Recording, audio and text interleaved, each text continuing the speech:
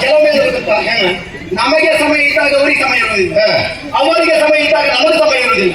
ಹಾಗಾಗಿ ಹೊಂದಾಣಿಕೆ ಎಲ್ಲಿ ಸಮಯ ಸಿಗ್ತದೋ ಒಳ್ಳೆ ಕಡಿಮೆ ನಮ್ದು.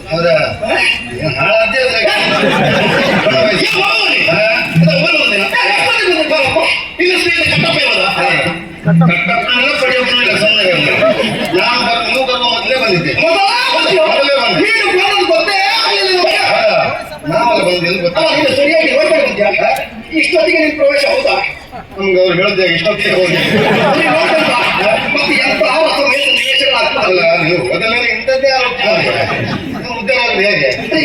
ಅದು ಹೇಳಿ ಕೇಳಿ ದೊಡ್ಡ ಮನುಷ್ಯ ಸನ್ನಿವೇಶ ಕೂಡ ನೋಡಬೇಕು.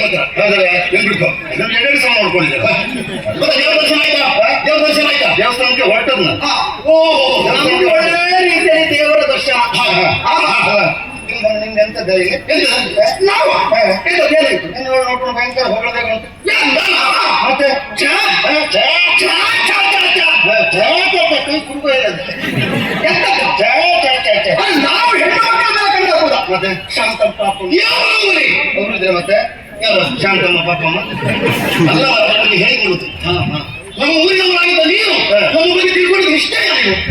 ಅಲ್ಲ, ನಾನು ಯೋಚನೆ ಮಾಡುದು ನಮ್ಮ ನಾಡಿನಲ್ಲೂ ಇಂಥ ಜನ ಇದ್ದಾರ ಅಂತೇಳಿ, ಅಂತ ವಜ್ರಮುಷ್ಟಿಯ ಮಗನಾಗಿ ಇಂಥದ್ದೆಲ್ಲ ಮಾಡೋದು ಸರಿ ಅಂತ. ಆಗ ನೋಡು, ಹೆಣ್ಣು ಅವರುಗಳ ಜೊತೆಗೆ ಕಷ್ಟ ಸುಖ ಮಾತುಕತೆ ನಮ್ಮದು.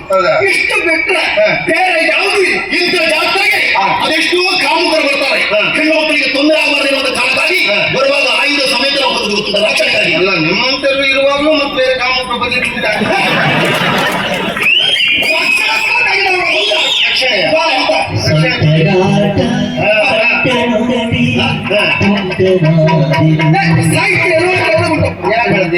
ಸೊಂಟದಾಟ, ಕಂಠದ ಪಾಠ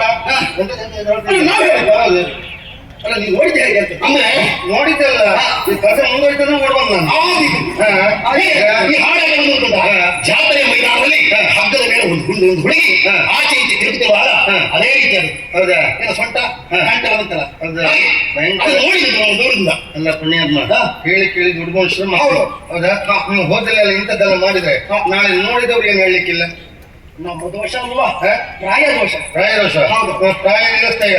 ಈ ವಿಷಯ ನಿಮ್ಮ ಅಪ್ಪನಲ್ಲಿ ಹೇಳಿ ನಿಮಗೆ ತಕ್ಕ ಪಾಠ ಕಲಿತೆ.